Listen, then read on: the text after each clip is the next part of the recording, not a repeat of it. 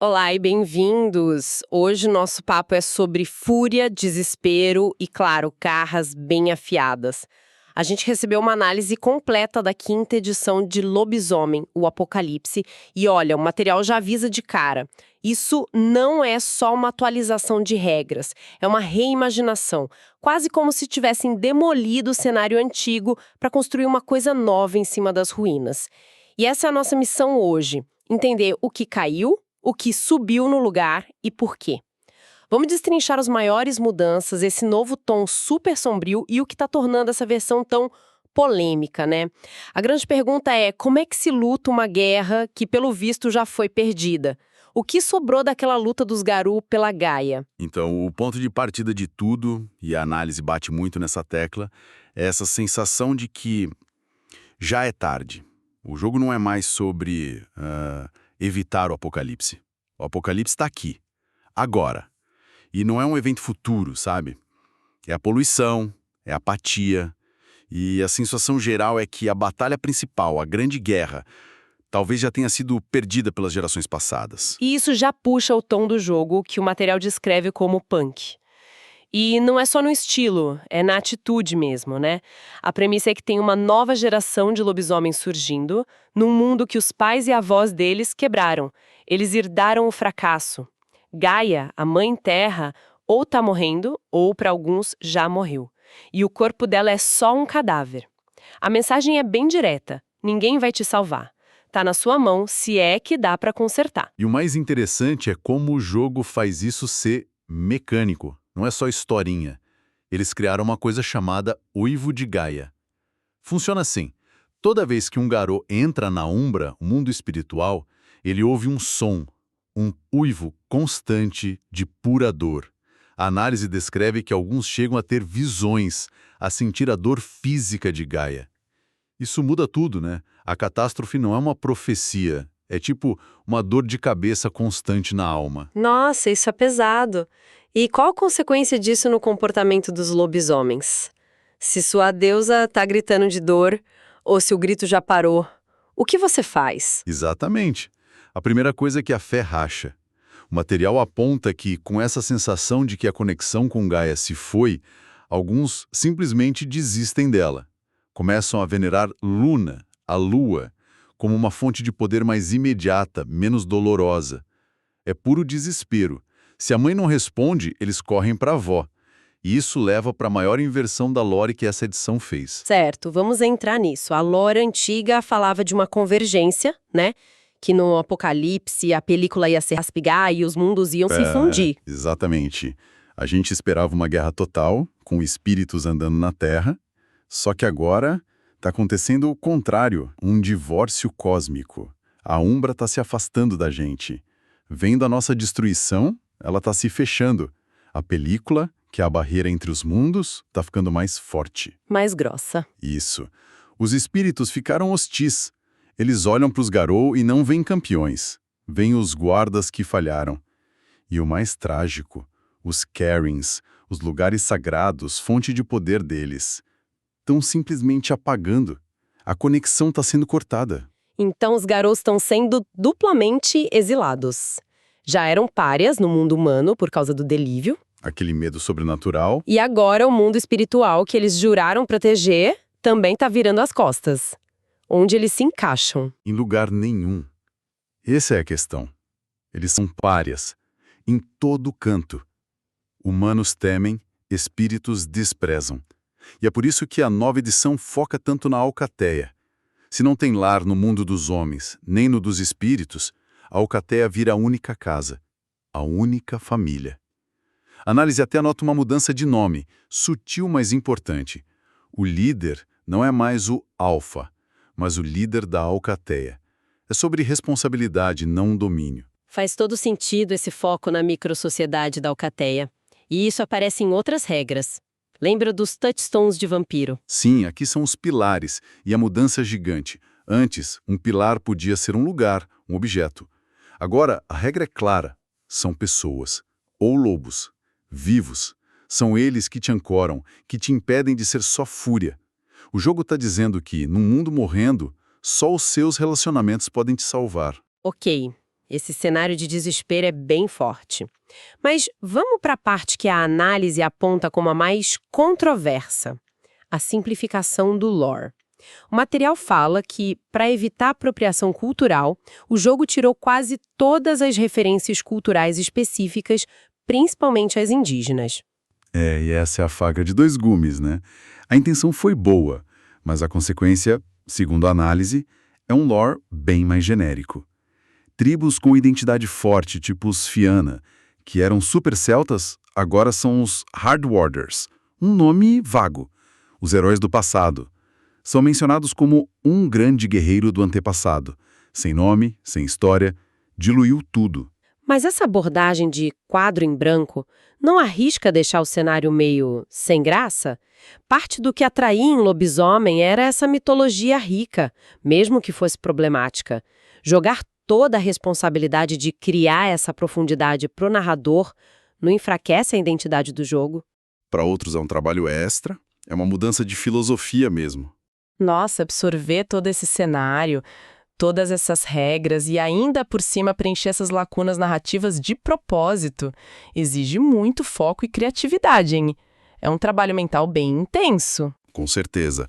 A habilidade de conectar os pontos, entender sistemas complexos e, basicamente, preencher esses vazios com uma história que faça sentido, é isso que vai definir o jogo agora. Sabe, esse perfil de quem curte RPG, que geralmente é mais criativo, inteligente, né, muito envolvido com leitura, com interpretação, isso combina muito com a dedicação que a gente precisa para outros desafios. Falando em foco e em absorver um monte de informação, isso me lembra um outro tipo de desafio. Total.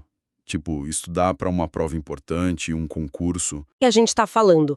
A mesma dedicação para dominar um sistema de regras e um cenário complexo é a que leva à aprovação. E para isso, a ferramenta certa faz toda a diferença. Então, se você quer se preparar de verdade, entra agora em magicob.com.br, baixa o app e aproveita o maior banco de questões do Brasil. Tem provas anteriores de todas as instituições, questões comentadas, resumos práticos, aulas completas e flashcards prontinhos para revisar onde e quando quiser. Ok, mas voltando para a carnificina. Vamos para a parte que muita gente esperava. Ainda dá para fazer um lobisomem super poderoso? A resposta da fonte é um sonoro sim. Sim, as formas de guerra ainda são devastadoras. E as novas regras de fúria são a alma do sistema. É muito diferente da fome em Vampiro 5.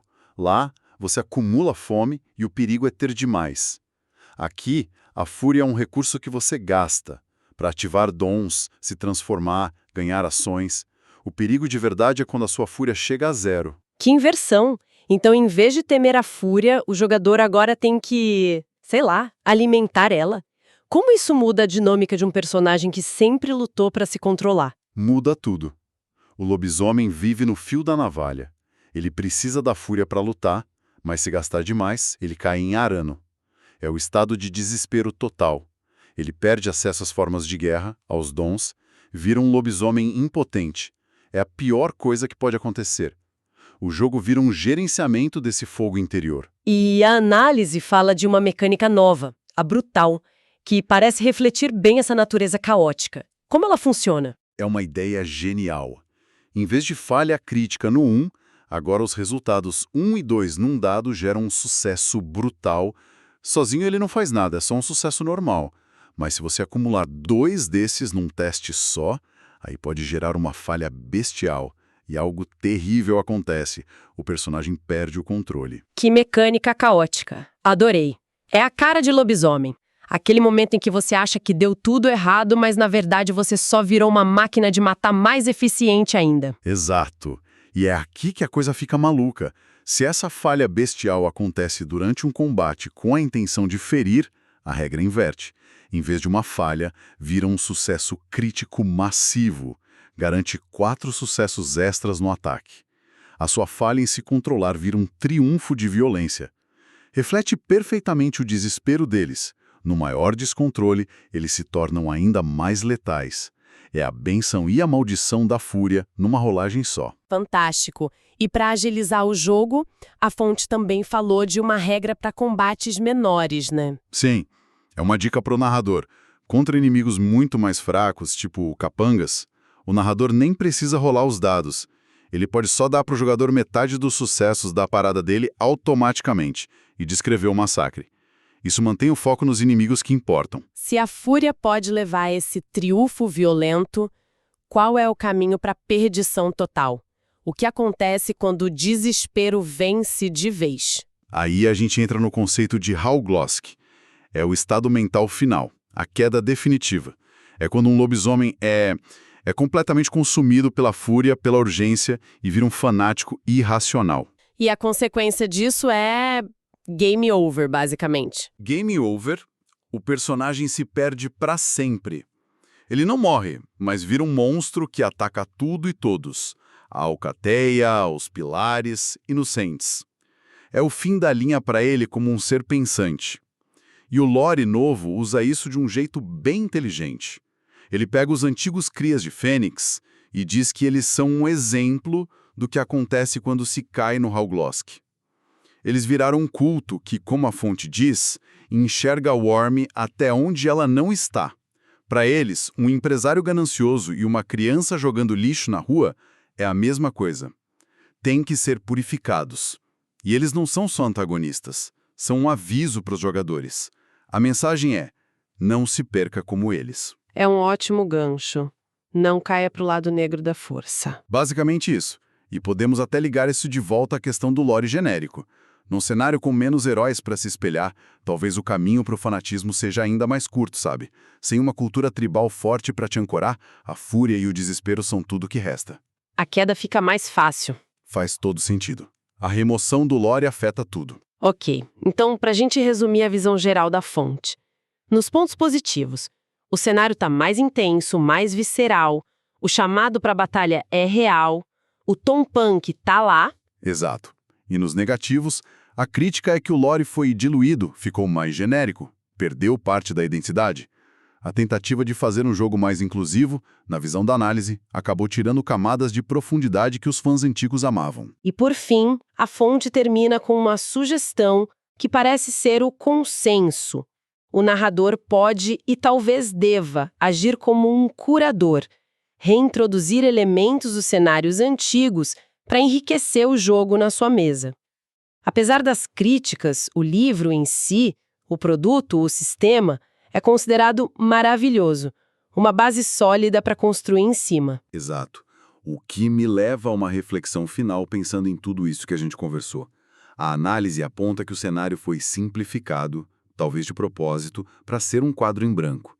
E isso levanta uma questão importante para quem vai jogar. Se o mundo é intencionalmente mais genérico, será que a responsabilidade de criar a cultura, o legado, a profundidade foi transferida toda para a mesa de jogo?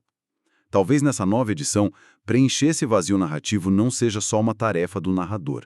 Talvez seja parte da própria experiência de ser um garou, a de criar um novo legado do zero, porque o antigo foi esquecido. A luta não é só contra o Worm, é também contra o esquecimento.